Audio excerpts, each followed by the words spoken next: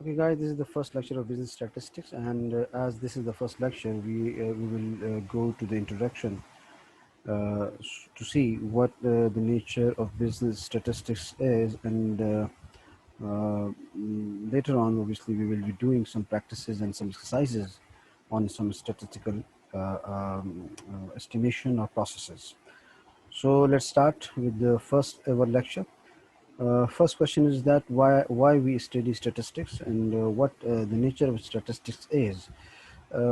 We know that we are living with the many facts around. We can count many things that count or data can give us very important piece of information.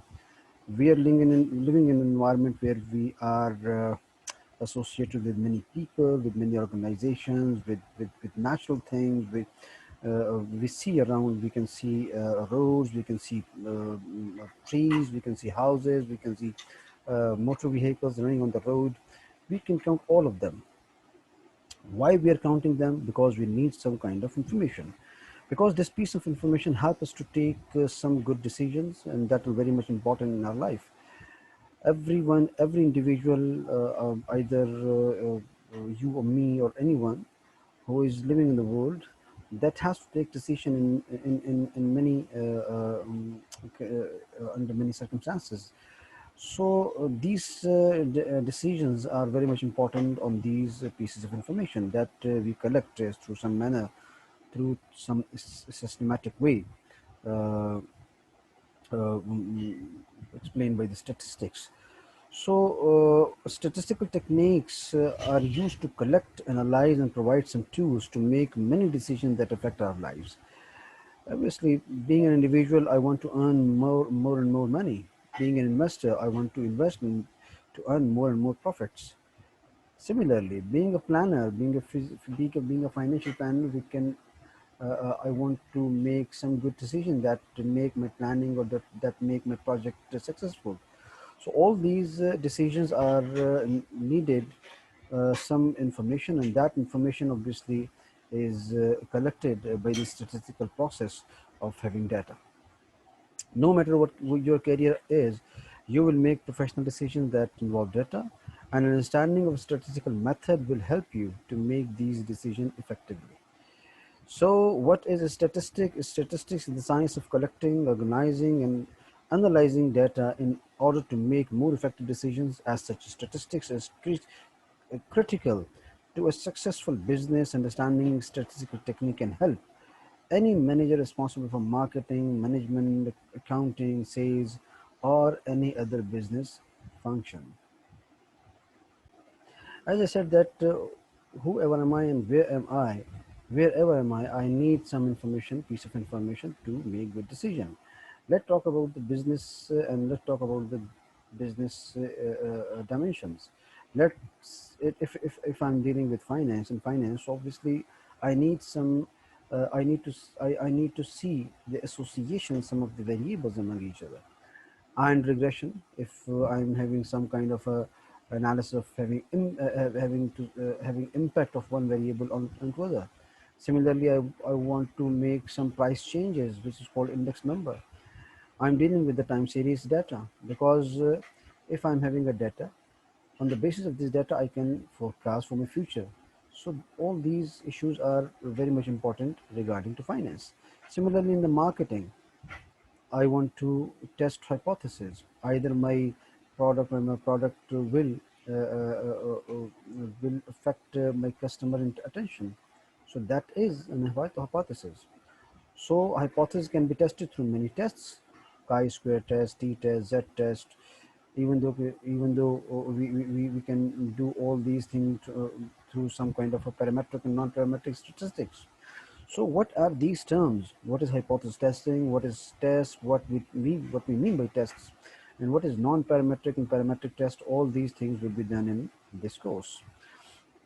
So keep in touch, and stick to the lectures coming ahead, so we can learn through so many terms, and we can practice so many techniques in the statistics. Similarly, if I'm dealing with personnel or human resources, similar techniques: hypothesis testing, chi-square test, non-parametric or parametric test. are also involved in the personnel dimension of the business. Or we are dealing with the production and operation management, hypothesis testing, estimation, analysis of variance, time series analysis. All these things are done under the statistics. So, what are the characteristics of statistics? It consists of the aggregate of facts. As I told you, that we are living with the facts around. So, if we are collecting data, if we are collecting some kind of numerical values of some any kind of dimension, is called aggregate of facts. It is dealing with the facts. It is affected by many causes. It is very much important to see that the statistical, any kind of statistical data or any kind of statistical in piece of information, it is not constant. It can vary. If I'm seeing, if I'm observing my income or my income or the income of my neighbor or locality, it would not be consistent or constant all over the time. It would be changed in coming quarter, in coming year, in coming session. So statistical information is not constant, it is variable and can be changed because of many reasons. It should be numerically expressed. Obviously, statistical information is strictly a numerical expression. Uh, mm, in in common man language or a layman approach, we can say that any kind of a number, it is associated with the statistics. It must be enumerated or estimated accurately. Yes, it is requirement of statistics. When you are collecting data, when you are estimating something, when you are estimating some parameters or any kind of calculation, you have to be very accurate in your calculation.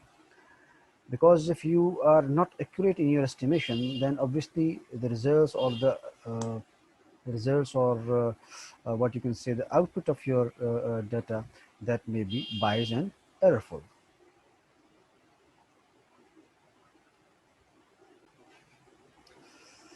Similarly, it should be collected in a systematic manner. Very much important element of the statistics, that how can we collect the data. As I said, that we are living with the facts around. Let's say if I want to count a motor vehicle running on the roads. So why I am doing it, and through which manner or through which kind of a technique I would get to collect this data. This the collection technique, the data collection method, that thing, that practice is also very much important to be understood.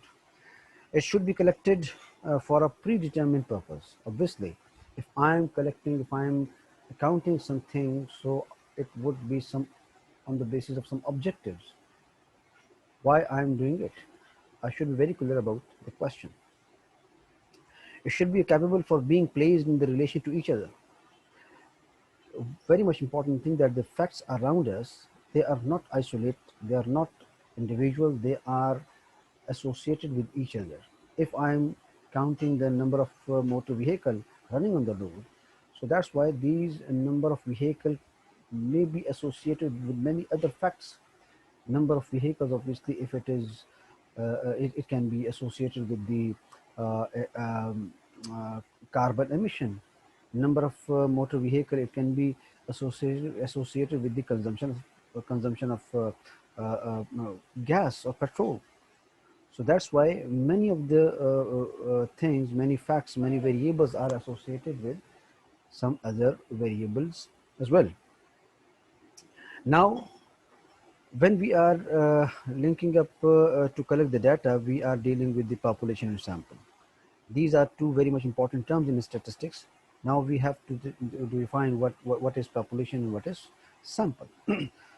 Actually, the population is the entire group of individuals where the researcher may be interested in the relation between the class size, let's say it is variable 1, and the academic performance, that may be variable 2. For a population of third grade children, but population is so large that the researchers cannot examine the entire group. It means that when I'm interested to collect the data of um third grade children. So third grade children, and I want to get some information about their academic performance or the class size. from my city, from my country. So in my city, third grade students, that would be in many numbers, many huge numbers.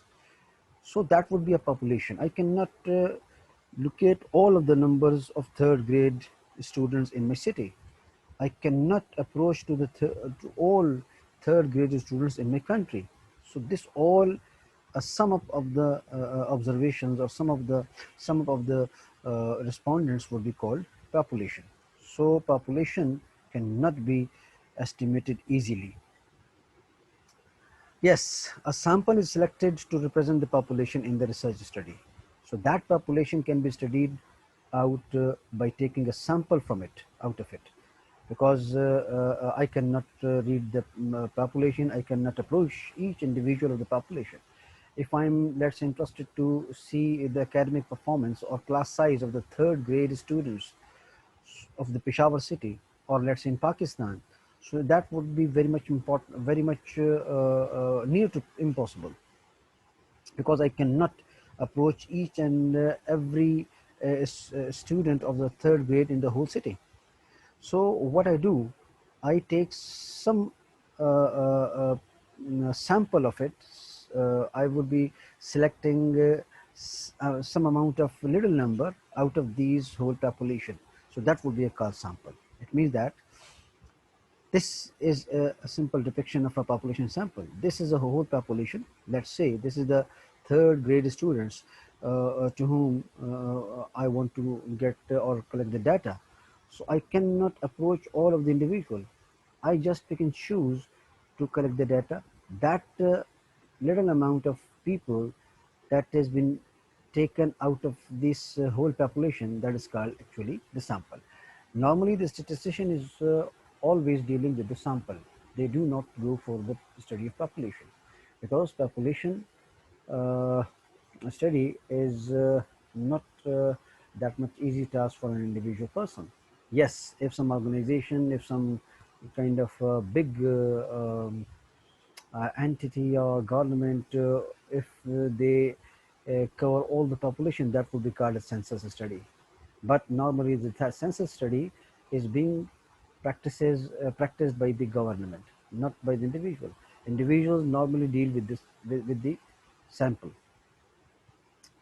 So in the statistics, all the practices, all the activities we will be doing in the statistics in future, we will be dealing with the samples, not the population. Now, statistics are having two kind of types. One is descriptive statistics. Now, what is descriptive statistics? Descriptive statistics are method of organizing and summarizing data.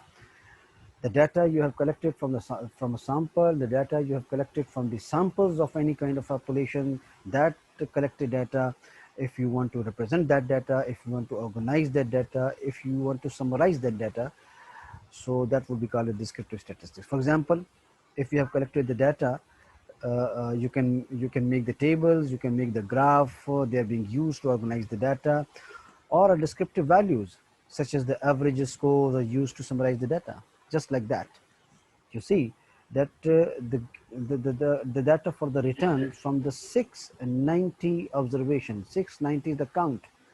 So this return, the data of return is collected through the 690 observation. That observation might be, maybe number of people, 690 people are giving their data for returns, or they may be the 690 firms. 690 firms are giving their data for a return. But what this data, or what the data for return is telling us, what is the mean of the return, the standard deviation of the return, median of the return, mode of the return, standard deviation, sample variance, kurtosis, skewness, range, minimum, maximum, and the sum. You see that after collecting data, we can engage many kind of estimation, many kind of a formula to express the data. These all are the expression, or these all are a depiction or expression of the data, summary of the data. Now, this is a different question, that what is mean, what is standard deviation, what is standard error, mean, median, mode, what are these things? This is actually the statistics, and that is the same thing what we will be doing in coming lectures. We will calculate mean, we will calculate standard error, we will understand the mean, median, mode, kurtosis, skewness, range. All these things we'll be doing in the statistics. So the expression or the piece of information that is being expressed or shown you in some kind of a manner, like this is the table. We can also make a graph as well, like this one. Uh, uh, we have made a graph of these returns. Now how this graph is being made, so this will be learned in the new future lectures. So by this what this graph or what is histogram is, what this graph is telling us, all this piece of information is actually this descriptive statistics. Descriptive values for the population is called parameter. If we are counting the whole population, then this mean or standard error, mean, median, mode, that will be called parameters, because all these estimates, they are called also the estimates. The mean is estimate, the standard error is estimate, median is estimate, mode is estimate. All these estimates, if these estimates are covering all the population, that these estimates are called parameters. But if these estimates are covering only the sample, these are called statistics. Now, descriptive statistics we have seen. Now, another side of statistics is inferential statistics. Now, what is inferential statistics? That are the methods using sample data to make general conclusion, inferences about the population. As we saw that we cannot deal with the population. Let's say if I want to study the age of the people, and age of the people living in the Peshawar city. So if I want to collect the data of the age of the people living in the Peshawar city, that cannot be possible to approach each and every individual in the Peshawar city, because Peshawar city is a big city and it may be having almost millions of people. So in millions of people, I cannot approach each and individual uh, unit. What I do, I make some samples, and from that sample I can calculate the estimate statistics of the mean, median, mode. So the question arises here that does the sample study would be expressing well about the population? If I am calculating the mean of the age from the sample, so that mean age of the sample would be expressing the mean of the population. That is the question. So this question is being treated in inferential statistics. Because a sample is typically only a part of the whole population, sample data provide only limited information about the population. As a result, sample statistics are generally imperfect representative of the corresponding population parameters. Because if I'm interested to have the mean of the age, so the ideal mean would be the mean of whole population, but I cannot calculate the mean of the whole population. I only calculate the mean of the sample. So this limited sample mean, is it expressible, or is it good expressing the good expression of the mean of the population? So that is the question. This question can be solved through inferential statistics, through some tests, just like that. Here we have applied the t-test of one sample statistics. You can see that we can see the number 690 observations, the mean of it, and the standard deviation of it, and one sample t-test. Now, what is this? This is a simply inferential statistics. Here we want to see that the mean, this is 0.1958. Either this mean can be truly or accurately express the mean of the population. So that question is being solved through this test. Now, what is this test? That would be obviously learning would be learned in the future lectures. Now,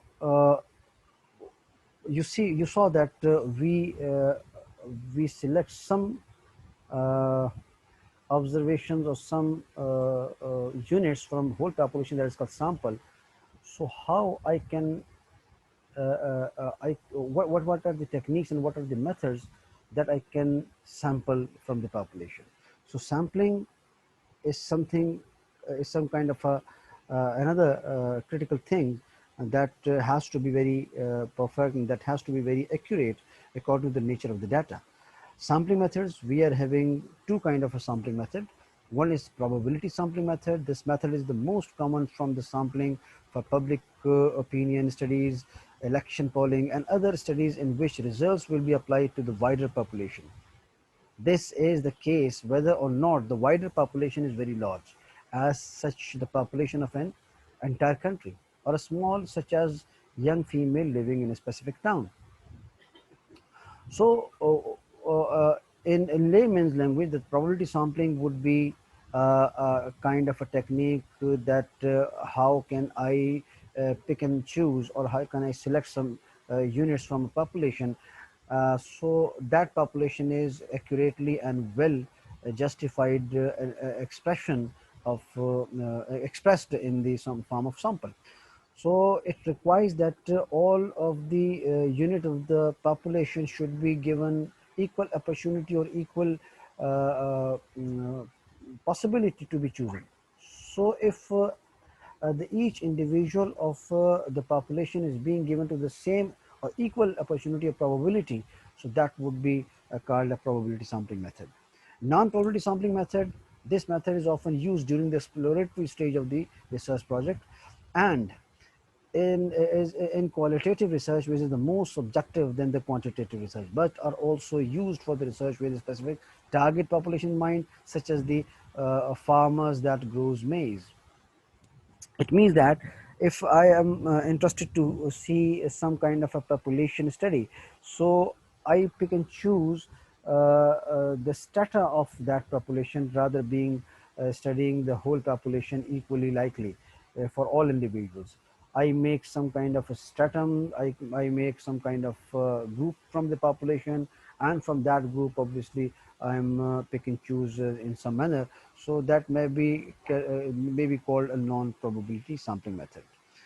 Here, probability sampling techniques are these more probably there are three kind of type: simple random sample, systematic sampling, and multi-stage sampling.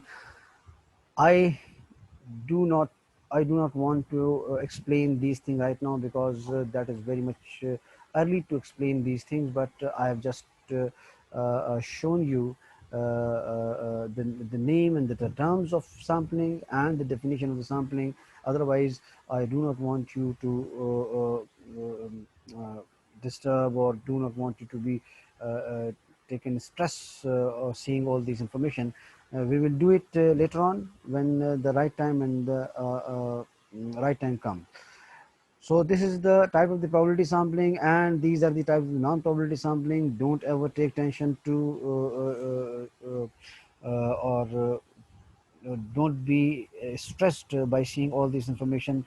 You just have to be you have to just remember that probability sampling and non-probability sampling are having some kind of different techniques. We will be doing this later on when the suitable time comes. Okay, and the next thing is observation and variable. What we mean by observation and what we mean by variable. Whenever we are collecting the data around from any kind of information, so we are associated, or we are linked with the observation and variable. An observation in the case of the data being collected. For example, if we are collecting data on residents in the locality and we want to collect information of their age, the observation would be each individual student in the class. A variable is an attribute or characteristics of the each observation we record in our data. So what does it mean? It means that if we have collected this kind of data from different of what we can say respondents, So in this data, what is observation, what are the variables? Let's see what what this table says. In this given example, we are having 12 observation. So these are the 12 observations with the 5 variables, 1, 2, 3, 4, and 5, and from 7 countries. You see that the country is having some kind of a grade: 1, 2, 3, 4, 4, 5, 5, 5, 6, 6, 6, and 7. These are the countries. So, and the variable explanation, the list of the variable is given here. These are the observation. And con hack mean con per hectare, and con pix mean con pixels per hectare. Country, these are this is the uh, categorical data. And the fourth variable is soy hack means that the soya bean per hectare. And soy pix, it means that soya bean uh, uh, soya pixel per hectare. Uh, uh, Instead of giving the complete term, we just used the abbreviation or some kind of a mm, nomenclature for each variable. So that's why it is being explained in the in this box. So whenever you collect the data, you also try not to put the complete information in this one cell. You just use abbreviation for that variable, and in some other side you can explain this abbreviation with the full name of variable. So in this table, what we saw that this is single observation, and solely this single observation is comprising 5 types of information of 5 variables. So in total we are having 12 observations. Similarly, this is a single variable context. So we are having 5 different variables. This is a single variable. This is called variable. It means that variable in the spreadsheet would be having single column, or what we can say that a spreadsheet like an Excel sheet or any other sheet.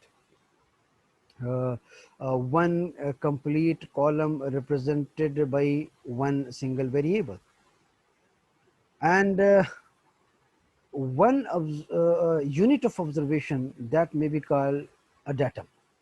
So all this information can be termed like that. So now we know that one what we mean by observation, what we mean by single variable, and what a datum or data. Uh, Now, what are the types of variable? Because we saw that we are having 1, 2, 3, 4, 5 kind of variable, but variable is not a single term. Variable by itself is having some different kind of categories. So variable can be classified as discrete or continuous initially. So initially we can classify this variable into 2 types: discrete and continuous. Now what is discrete variable? Such as the class size. It consists of the indivisible categories, and their values is obtained by counting. Now that is the main important things. What the discrete variable is? Discrete variable is all that variable that is only a count of heads, a count of numbers, that cannot be divisible into decimals, that cannot be divisible uh, um, further into breakable units. So when we are dealing with the counting, let's say if I'm saying that I'm having a number of children. If we want to collect the data of the number of children from the locality, so number of children, these are the count of heads. Children may be having the number of 2 or 3 or 4, but 3.5 doesn't make any sense in this kind of example. So this kind of count, we can say that this is a discrete variable. Similarly, that's if we are uh, if we are counting what we can say that we are counting number of accidents. number of accidents happen in the road in 1 week. So two accidents can be happen, three accidents can be taken place, five accidents can be taken place, but 4.5 accidents, it doesn't make sense. So these all kinds of information which is based on the only count, that is called discrete variable. On the other side, continuous variables, that which is infinitely divisible into whatever the units are. A researcher choose its value is obtained by measuring, for example, time, for example, weight, for example, age, for example, distance. All these things can be calculated in units and in the decimal of the units. So if any number or if any data is can be presented into decimal, that is the continuous variable. But any kind of a count that cannot be exist in decimals, so that is called discrete variable. So discrete variable and continuous variable, so these are the characteristics of discrete variable and continuous variable. You can see, if we are going to define it, it means that discrete variables refers to the variable that assumes to be finite number of isolated values, but the continuous variable alludes to the variable which assumes infinite number of different values. It can be divisibles. A range of a specified number, that is complete, but continuous data, that is incomplete, because complete means that if we are counting just heads of the people, so that would be very finite and very complete data. But if we are counting money, it is not finite and can be distributed in so many decimals. So decimals obviously is not a complete entity. It can be two decimals points, it can be three decimals points, it can be 10 decimals points. So this continuous variable cannot be a complete in its own range. Similarly, the values are obtained by the counting, and in the continuous variable, the values are obtained by the measures. So there is a difference between the counting and measuring. Counting is just only to count the heads, but measuring is to measure any kind of a variable. But measurement is measurement can be developed in decimals, but counting, that cannot be developed as in decimals. Classification: counts, they don't overlap, but continuous variables, they overlap each other. Similarly, we assume that distinct or separate values, the discrete variable, but continuous variable, any value between two values. It means that, just like an example of a children in the locality, either a home would be carrying two children or three children. There cannot be 2.5 children. There cannot be 2.25 children.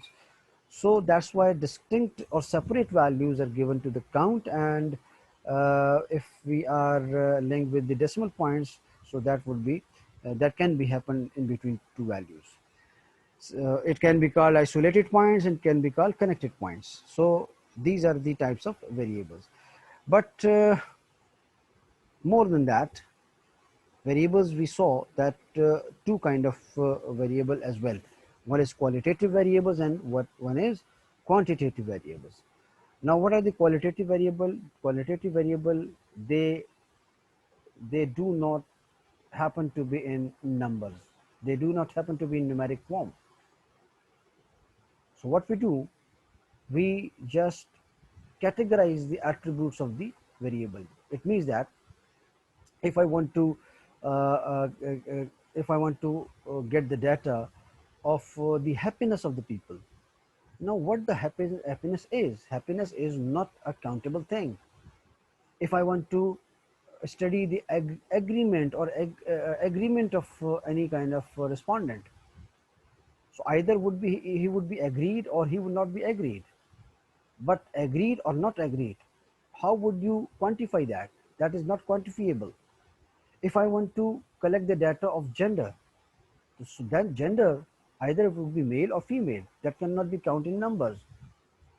If I want to get the data of having religious affiliation, now religious affiliation, Either a man would be affiliated with Islam, Christianity or Hinduism or Sikhism. So these categories cannot be counted in a quantifiable form, but we count in quantifiable form because all these variables are qualifiable, qualitative. But if we are collecting data of qualitative, so that would be having two kind of types. One would be dichotomous, and one would be polynomic.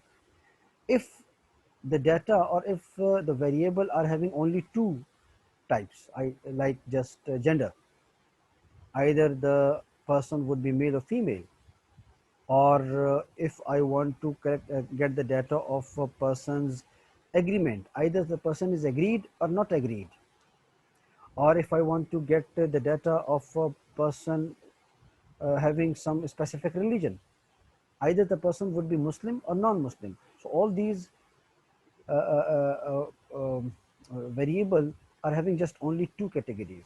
So this is called dichotomous kind of a qualitative variable, and this dichotomous may be having a many types: the gender, marital status, and so many more things.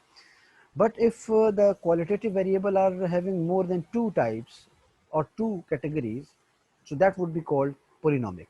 Just like brand of some kind of product, or hair color. So hair color can be of many types. It is not only two types. Or if you want to get the data of having some religious affiliation, I said. So religious is not only Islam. It is Islam, it is Christianity, it is Hinduism, it is Sikhism. If I want to make categories more than two, so that would be a polynomial data.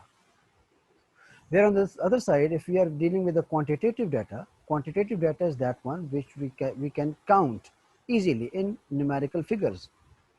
So that would be continuous and discrete, as I told you. What the discrete is and what the continuous is, that has been explained already. So discrete would be children in the family, or a stroke of the golf hole that cannot be estimated in decimals. Whether the continuous data, amount of income, tax paid, weight of a student, that can be presented in with the decimal points. So the statistical data, the collection of data that are relevant to the problem being studied, and commonly the most difficult, expensive and time consuming part of the entire research. The data collection is not an easy thing that makes that needs many effort, that needs too much time, that is very time consuming and even very expensive. Statistical data are usually obtained by counting or measuring items.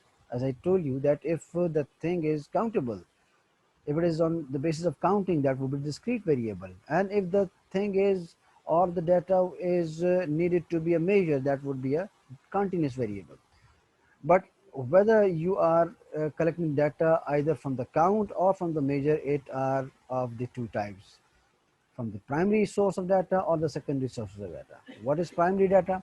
Primary data are collected specifically for the analysis desired, and it is taken, or it is collected from very first and fresh hand of a person who is collecting data.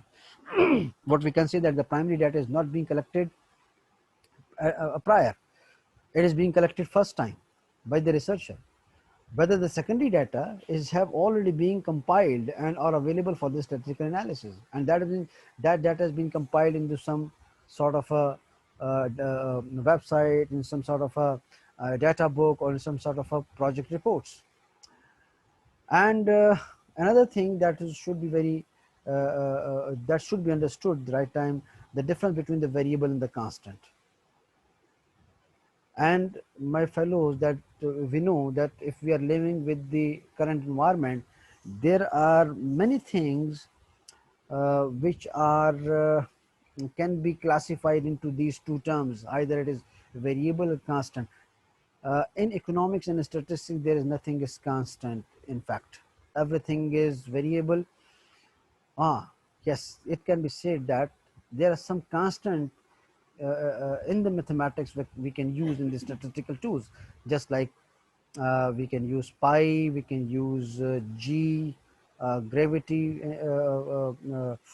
gravitational force, or a value of pi, or the value of Neperian constant. These are the constant, and these constants are uh, having some kind of a basic reasons. But apart of these constants, all of the variable are variables, they are not constant. Anyway,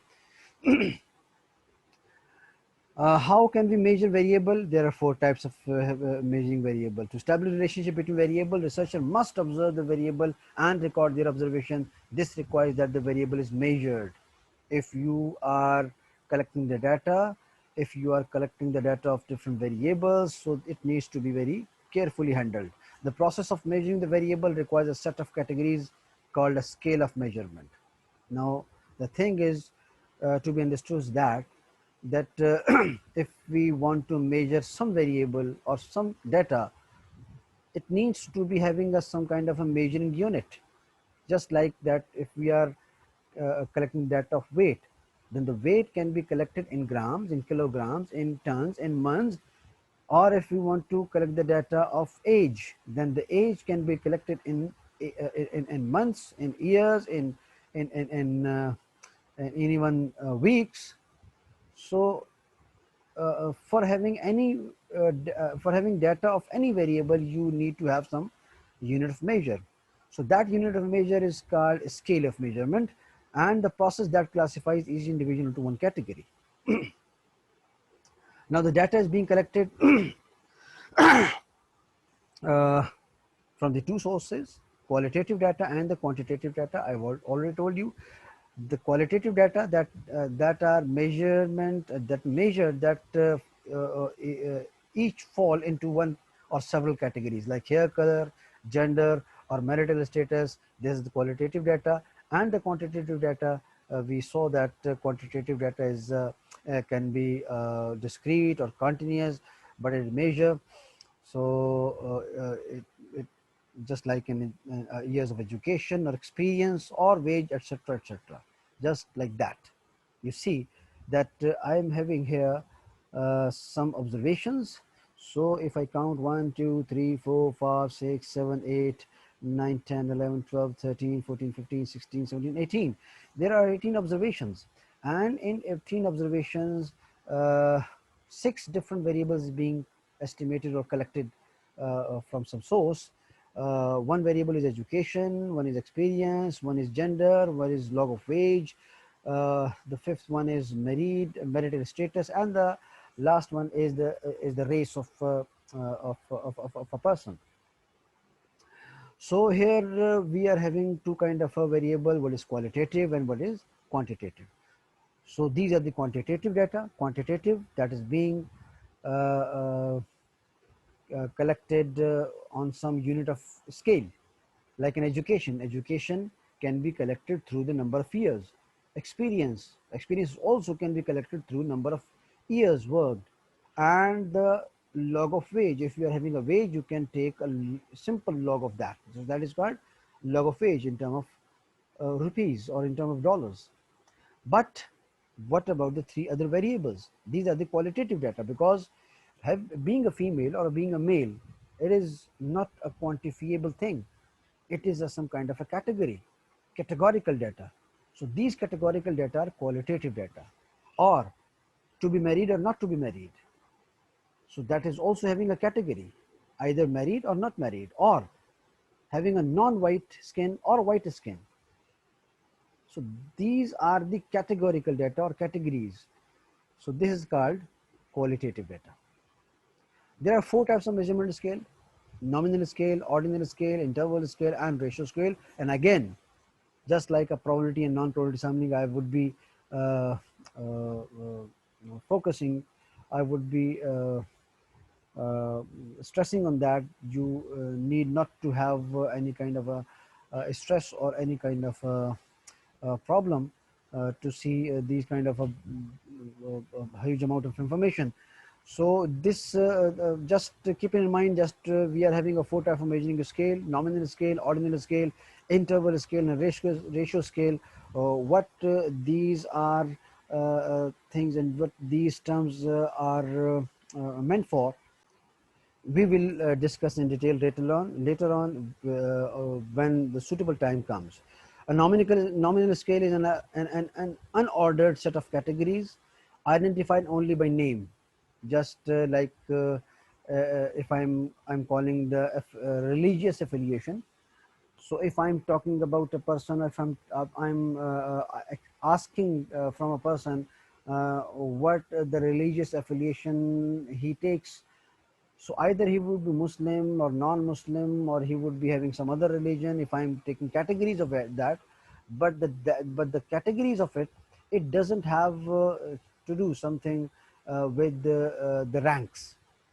I cannot say, or I can't say that the number one should be Islam, number two should be any other religion. Don't think of it like that. You can put any religion on number one. You can put any religion on number two. You can put any religion on number three, because if you are making categories, but the order of categories does not make any count. So if you are free from the order, so that is called nominal scale. But you are if you are very much specific with the keeping order, so that is called an ordinal scale. It means if I want to collect the data of qualification, so if I want to ask qualification of a person, so he can be uh, having having a matric certification, or having a higher school certificate, or having a bachelor degree, or having a master degree, MPhil degree, or a PhD degree. But you see that from the matric certificate to the PhD degree, there is some order. We cannot shuffle this order. I cannot make matric the first ever certificate of a matric, which which may be having which may be having a category number one, and category number one with the having a matric certificate. Then the category number two should be a higher school certificate. The category number three should be with the bachelor degree. The category number four should be the master degree. The category number 5 should be the MPhil degree, and the category number 6 would be the PhD degree. But what do you think that if I take this PhD degree of having a category number 6, I put it after number 3, after having after having only graduation, then I put MPhil and master degree after that. That would make no sense, because qualification from matric to PhD is having some specific order. It cannot be shuffled. It cannot be treated with the irregularity. Similarly, if I want to see the income gaps, so income gaps obviously, or income interval would be from 0 to some figures, 0 to 10,000, or from 10,000 to 20,000, from 20,000 to 50,000, or from 50,000 to 100,000. So these kind of a categories are having some kind of rank. So these ranks cannot be mixed up. These rank cannot be shuffled up. So this is called a ordinal scale. And if I am collecting the data in some kind of interval categories, let's say if I'm having a first category of income from 0 to 10,000, so that is an interval scale. If I'm having a second category from 10 to 20,000, that is a interval scale. So I'm making intervals of a groups. And similarly, a ratio scale is there. All the discrete and continuous data what we get direct in numbers, that is called ratio scale. My dear students, I've told you that don't get stressed by seeing all these things. When we will be doing some numerical practice, I will be explaining each and everything again and again in front of you. So thank you very much. This is all about so far in the first lecture of having some basics of statistics. Here we saw some basic terms, some basic terminology of statistics, business statistics particularly. And if you are having some kind of a problem, if you are having some kind of a question, you can come up to my office. You can mail me. You can WhatsApp me. You can message me. I will answer you accordingly. And thank you. We will see you in inshallah near in second lecture of having the data, the representation of data. How can we represent the data into some good mannerable form? That will be our second lecture. So we'll see you inshallah in next chapter. Thank you.